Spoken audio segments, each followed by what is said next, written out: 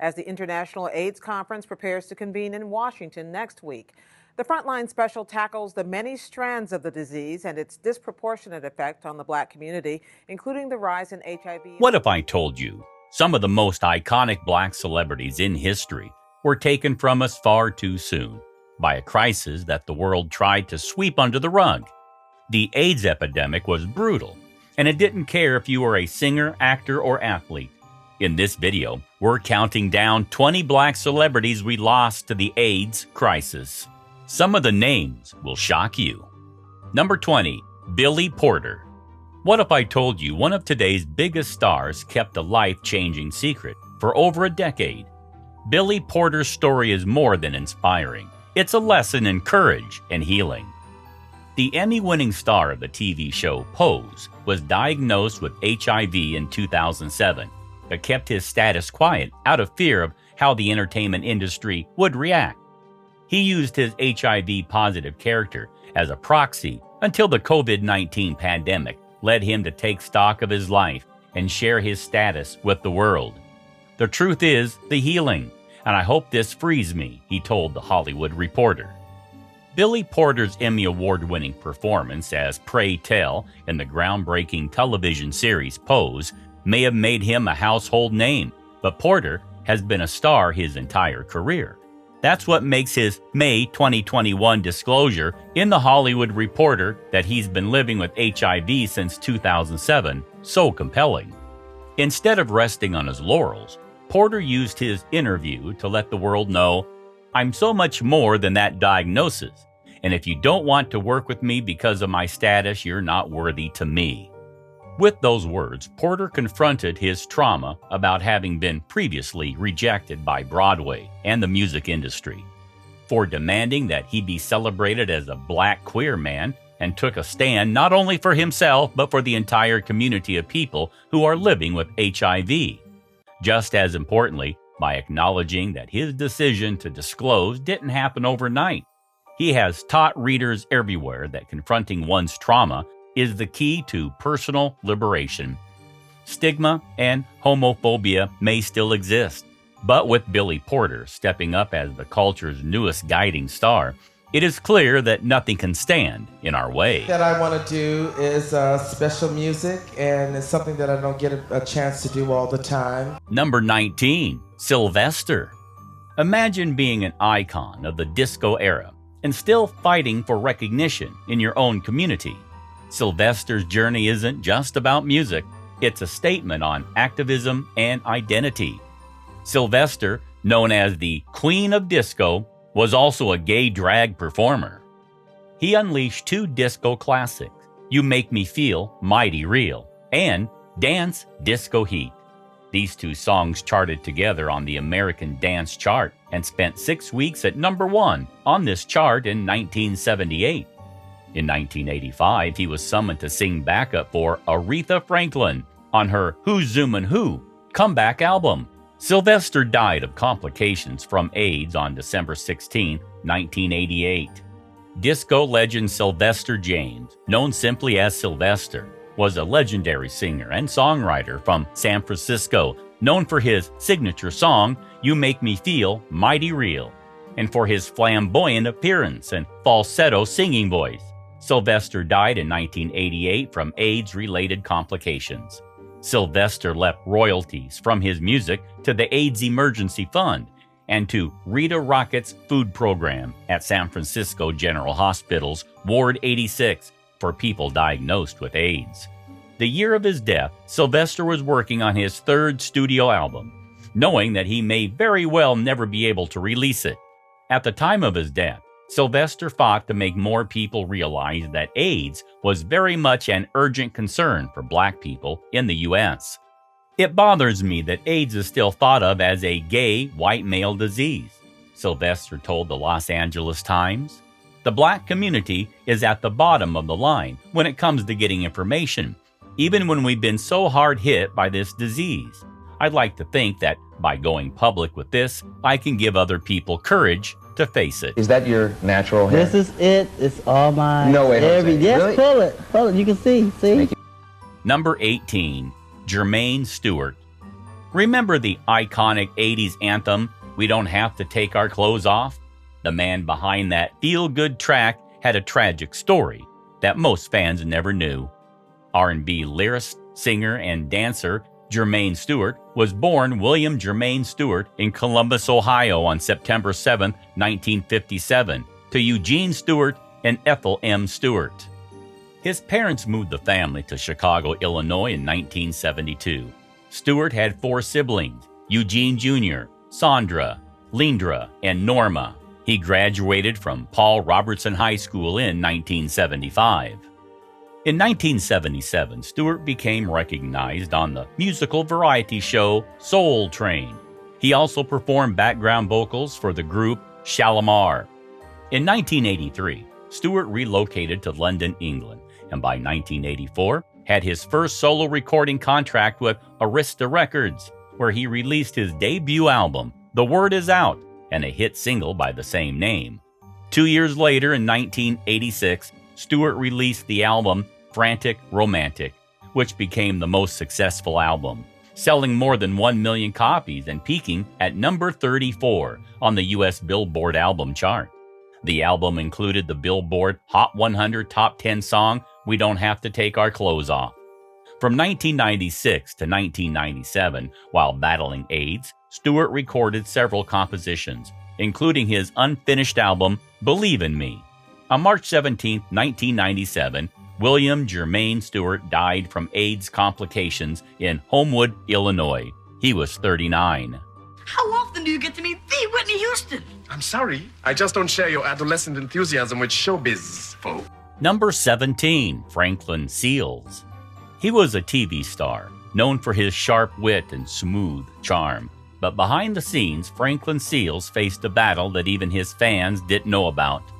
Seals is best known for his TV appearances as Lorenzo Hollingsworth on the NBC sitcom Amen, and as Dexter Stuffins on the NBC sitcom Silver Spoons. Seals made his breakthrough in 1978 with the PBS drama Trial of the Moke, portraying Lieutenant Henry O. Flipper, the first African-American graduate of West Point. He went on to appear in The Onion Field, 1979, in which he portrayed real-life convicted cop killer Jimmy Lee Youngblood Smith. That same year, he also had a minor role in Star Trek, the motion picture. He appeared in the 1981 film Southern Comfort, in which he portrayed Rifleman Cleotis Sims.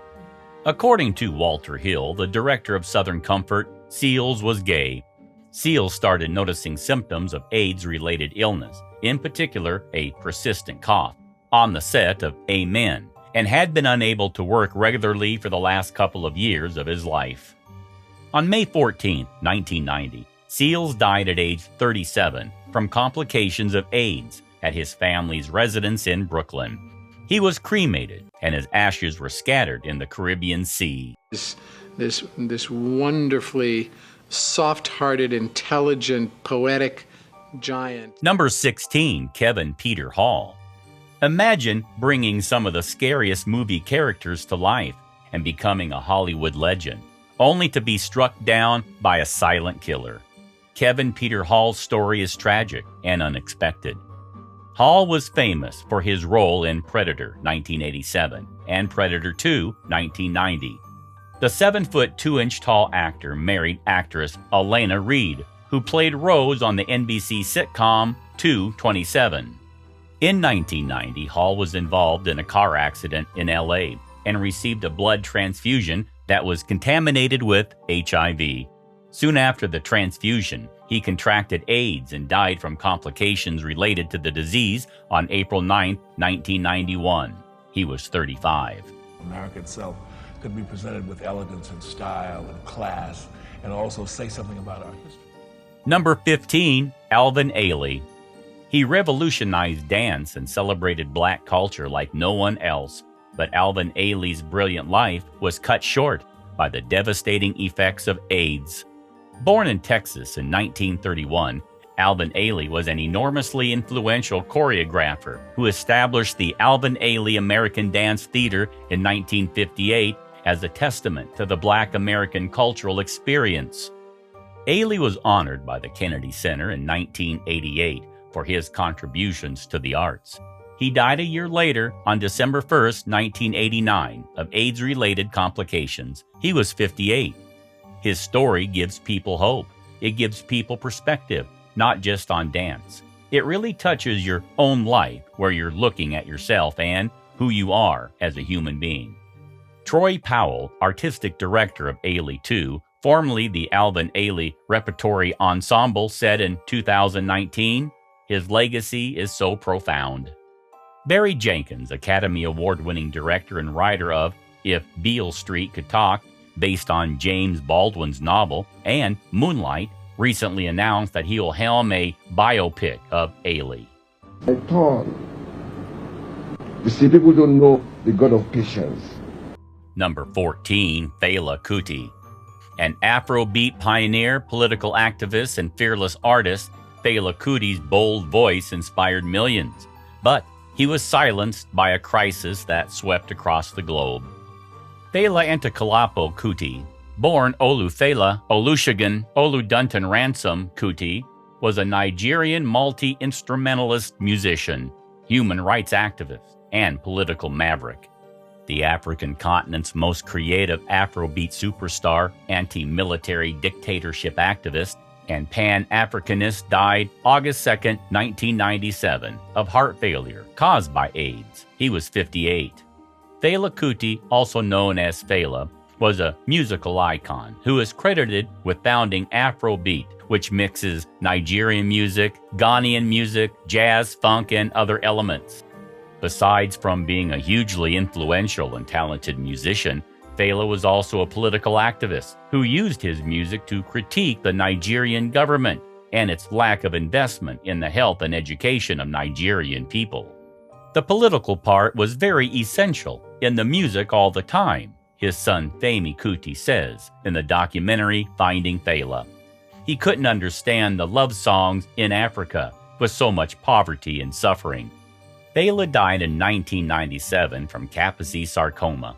Many people living in Nigeria said that Fela sharing his HIV status was akin to Magic Johnson sharing his HIV status in the United States. Though Kuti died from an AIDS-related illness, he did not talk about his status while he was alive. You have to understand the effect of colonialism on people like my father, Femi Kuti said. If Europe talks about AIDS or that AIDS is killing Africa, then people like him would have to fight back. There was not enough proof during my father's era that AIDS was caused by sex. I think the way AIDS was marketed, the propaganda against AIDS was not well put together by the UN. She has a really firm, fat guy ass. I love that. Number 13, Trinity K Bonet. From fierce lip-sync battles to breaking down walls around HIV stigma, Trinity K Bonet's journey is as inspiring as it is brave. Trinity K Bonet was a contestant on the 6th season of RuPaul's Drag Race. While a contestant on the show, she notoriously dealt with self-doubt and ultimately came out as living with HIV to her fellow contestants. Trinity was diagnosed with HIV in 2012, 2 years before Drag Race's 6th season aired. Bonet was known on the show for her fierce lip-sync skills, delivering legendary performances of Chaka Khan's I'm Every Woman and Paula Abdul's Vibology. In an interview, New Now Next, Bonet said she spoke about her diagnosis publicly so that I could help someone else going through the same thing. And I wanted my fans to understand that their idols aren't superheroes. You can go through what I'm going through and not be scared. To know that her baby turned out to be like this. You weren't raised to be like him, baby. Number 12, Larry Riley. He captured hearts on the small screen, but Larry Riley's secret battle with AIDS was one that only came to light after his death. Riley was best known to screen viewers as his role as C.J. Memphis in the movie A Soldier's Story and as Frank Williams in the primetime soap opera Knots Landing. He was on Knots Landing for 5 seasons. Audience were shocked when they saw his haggard appearance as cop-cum attorney Frank Williams in February 1992, after the show had been on a 5-month hiatus. Larry explained that he had lost 80 pounds from 220 during that time due to kidney trouble, which he attributed to high blood pressure and would be on dialysis for the remainder of his life.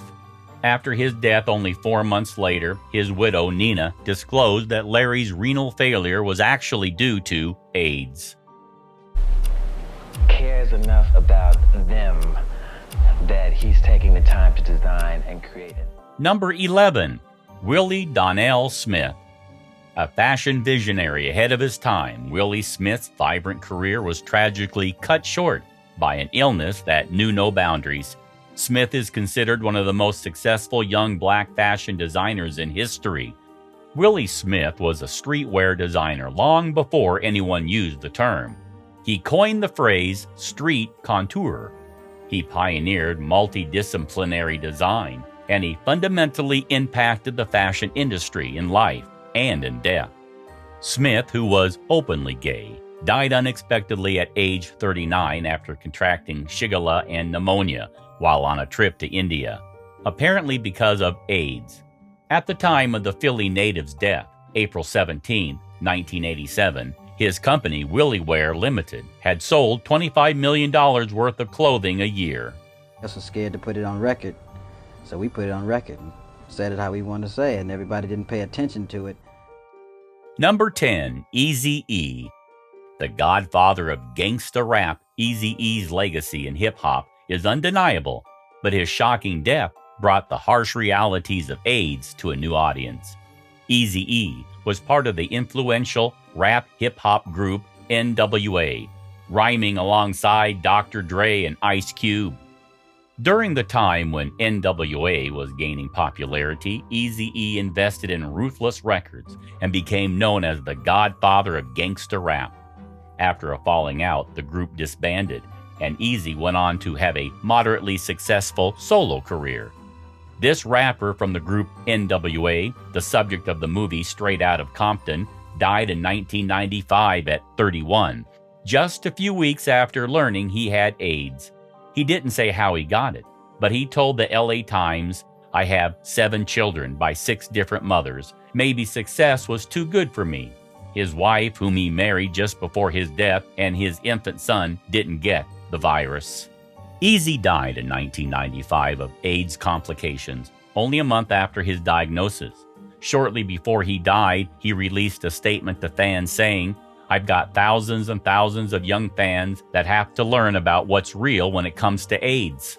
Like the others before me, I would like to turn my own problem into something good that will reach out to all my homeboys and their kin, because I want to save their asses before it's too late. I have learned in the last week that this thing is real, and it doesn't discriminate. It affects everyone." The dancing and the working it's not just something that I do. It's something that I am. Number 9. Gene Anthony Ray. He danced his way into stardom and fame, but Gene Anthony Ray's life was marred with battles that went far beyond the dance floor. Gene Anthony Ray shot to fame in the early 1980s when he took on his first and only important role of his acting career. As Leroy Johnson in both the movie and television versions of Fame, Ray used his street-honed disco moves, good looks, and tough guy personality to win over a generation of teenagers. A talented dancer, Ray's problems with drugs and alcohol prohibited him from achieving a successful comeback after Fame's popularity faded. By 1983, Ray's life was beginning to spiral out of control. After failing to show up for Fame rehearsals 100 times and self-admittedly using drugs between shoots, he was fired from the show in 1984. Ray's use of drugs and alcohol continued unabated. His personal and professional life in shambles, he sat idle for 5 months, during which time he gained nearly 30 pounds. Eventually, Ray began to work out, slimming down again to his normal 28-inch waist size. He spent the remainder of his life attempting to reclaim his place in the spotlight, but was never successful. The actor-dancer suffered a stroke in June 2003 and ultimately died from complications of the stroke on November 14th in Manhattan. The Harlem native was 41 years old. and HIV positive at the time of his death. Well, we was in Atlanta last Tuesday filming our video for the next single, Let Me Be the One. Number 8, Kenny Green. He was the voice behind some of the most soulful R&B tracks of the 90s, but Kenny Green's life was tragically cut short by the virus that stole so many. As one-third of Intro, Kenny Green was considered by many of his peers and music industry insiders as a pioneering and extremely promising artist. He was the backbone of the group, writing and producing most of their songs. Green also wrote for other artists, penning songs for the then unknown Mary J. Blige, including Reminisce and Love No Limit, and worked with Tevin Campbell, Will Smith, Cameron, 98 Degrees, and Jason Weaver. Known by fans as G-Love, Green is credited with taking the popular New Jack sound farther, giving it what would ultimately be called a neo-soul flair. His writings and arranging was so critically lauded that he and Dave Jam Hall, who produced Mary J. Blige's What's the 411 and much of Madonna's bedtime stories, tied with Jimmy Jam and Terry Lewis for ASCAP's Songwriter of the Year award in 1993. But there were problems lurking in Kenny Green's private life that threatened everything. Darian Aaron, the creator of Living Out Loud with Darian, blogged, "The closet that Kenny Green was forced to live in the early 90s, and the secrecy and shame surrounding his sexuality and debilitating health would prove to be as detrimental, if not worse, than the disease itself." In his first videos, Kenny Green appeared thick and husky, but he soon began to lose weight, and his bandmates, friends, and people in their label couldn't help but take notice. Green brushed it off as unimportant. He tried different appearances, at one point dyeing his hair blonde and being forced by his label to change it back to black. Green complained of having the flu often and continued to get thinner. He struggled to maintain a grueling touring schedule, even as he continued to deny having any health problems and seeking medical care. That same year, the year of his death, Green revealed to Sister to Sister magazine that he was bisexual and suffering from AIDS. On October 1st, 2001, Kenny Green died in New York City at the age of 32 due to complications from AIDS. His family did not attend the wake, arranged by his friends and studio at the Render Funeral Home on Manhattan's West 14th Street. That's nasty. He's dedicated to his craft. It's coming up the news. Concentrating. Number 7, Max Robinson. He broke barriers as the first black national news anchor, but Max Robinson's story ended in tragedy that too few people remember. Robinson, the first African-American broadcast network news anchor in the U.S., found out he had AIDS while hospitalized for pneumonia in an Illinois hospital. In the fall of 1988, the former ABC News World News Tonight anchor was in Washington, D.C., to deliver a speech at Howard University School of Journalism when he became increasingly ill. He checked himself into the hospital where he died of AIDS on December 20th, 1988. He was 49. Robinson was a trailblazer, the first black local anchor in the country, and later on ABC, the first African American to anchor a national network newscast. But Robinson also struggled with substance abuse and missed work for long stretches. He fell sick with complications connected to AIDS. He was wrestling with demons most of his life, and it was a sad thing to watch for those of us who loved him, said his former co-anchor Gordon Peterson after his death. I cross-dress, and I identify like my transgender identity. I'm not trying to be a girl. Number 6, Mickey Blanco. From tearing down barriers in music to calling out HIV stigma in the industry, Mickey Blanco's journey is both courageous and powerful. In June 2015, then 29-year-old genderqueer rapper Mickey Blanco revealed on their Facebook page that they had been living with HIV since 2011, or as they put it, my entire career.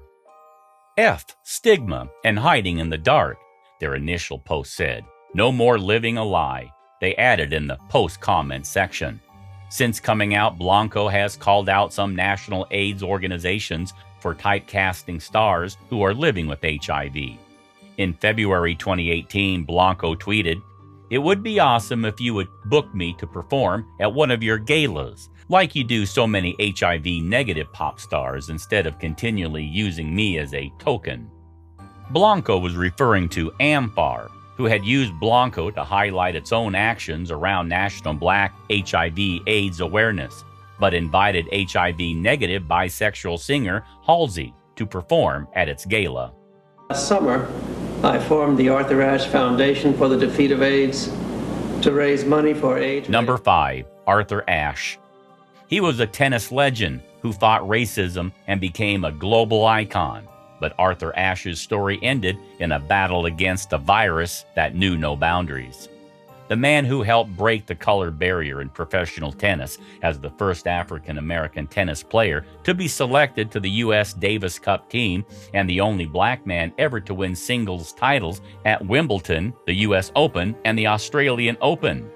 Ashe reportedly contracted HIV from a blood transfusion during heart surgery, and he announced his illness in 1992 before founding the Arthur Ashe Foundation for the Defeat of AIDS and the Arthur Ashe Institute for Urban Health. Once he went public, he spent the last months of his life raising awareness about HIV/AIDS and spoke about it on the floor of the United Nations. He died of AIDS-related pneumonia in 1993.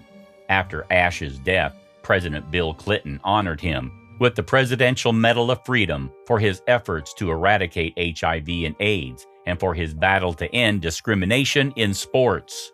Much like Asmanoff, tennis legend Arthur Ashe received HIV through a blood transfusion. Ashe, a heterosexual black man, came out in April 1992 about his diagnosis, only a few months after Magic Johnson, another black athlete, came forward.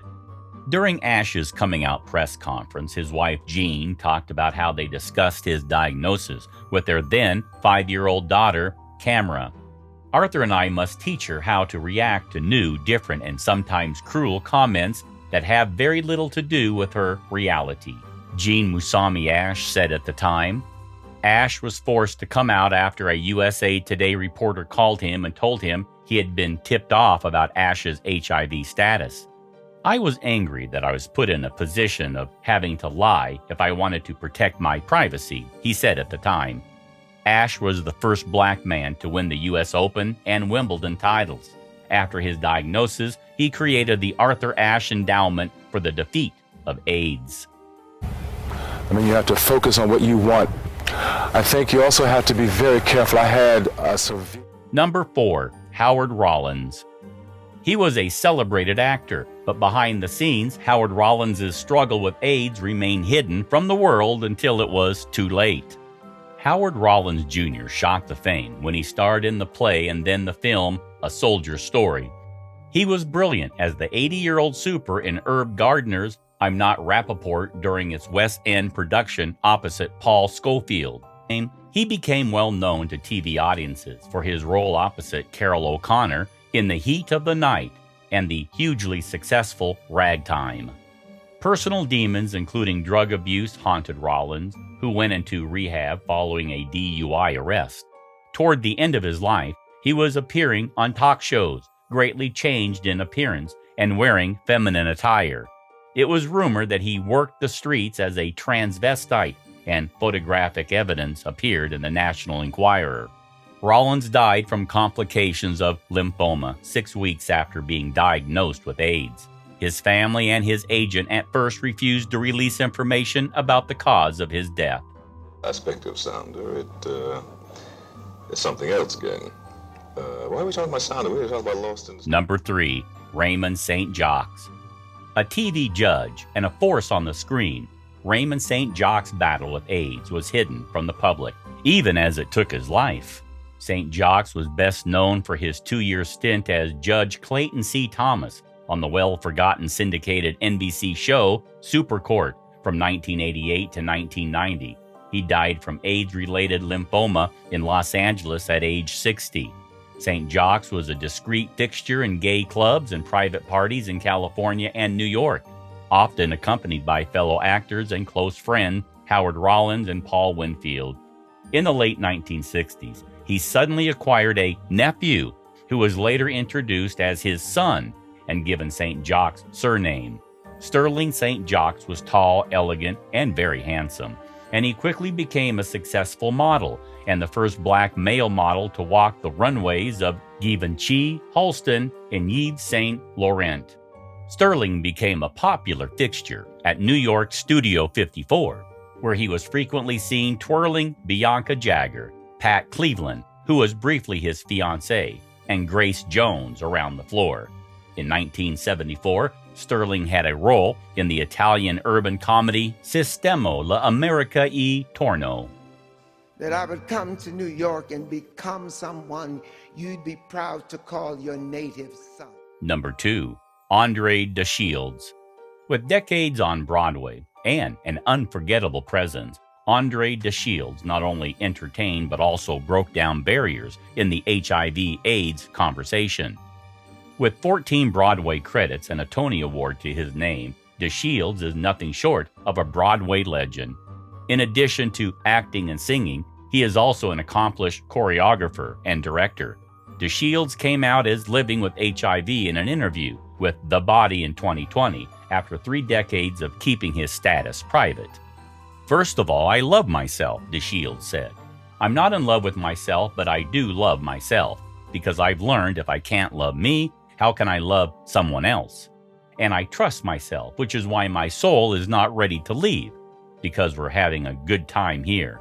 We've got things to do, places to go, people to see, things to achieve." DeShields is a highly decorated performer. Aside from the Tony, he's also garnered an Emmy, an Outer Critics Circle Award, an Obie, and others. Did you have to do that? Well, I gotta tell you the truth now. What's the problem? The problem is you just don't have the muscles. You don't have them. Number 1. Magic Johnson. He was one of the greatest basketball players of all time. But when Magic Johnson announced he was HIV positive, it changed the world forever. The basketball legend announced he was HIV positive in October 1991. The news was a wake-up call to straight men who thought they weren't at risk for the disease. Johnson retired from the LA Lakers but played in the 1992 NBA All-Star Game and helped the U.S. Olympic team take the gold later that same year. Since then, he's worked to educate people about HIV and AIDS.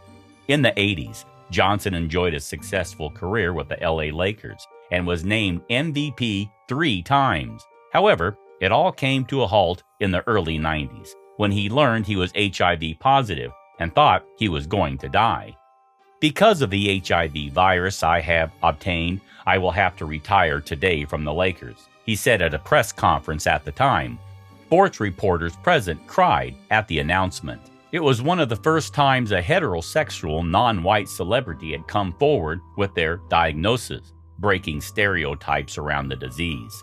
Today, Johnson is living a healthy lifestyle and works to raise awareness around HIV and AIDS. "You have to have these conversations because they are important," Johnson said in an interview with PBS Frontline in 2011. "Especially coming from me. I am living with this virus. I don't want my kids to ever have it, so I have to tell them what can happen to them if they do the same thing I did."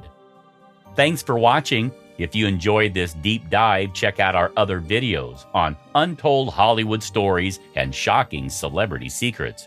Don't forget to like, subscribe, and hit the bell for more. Keep watching. You won't want to miss the next.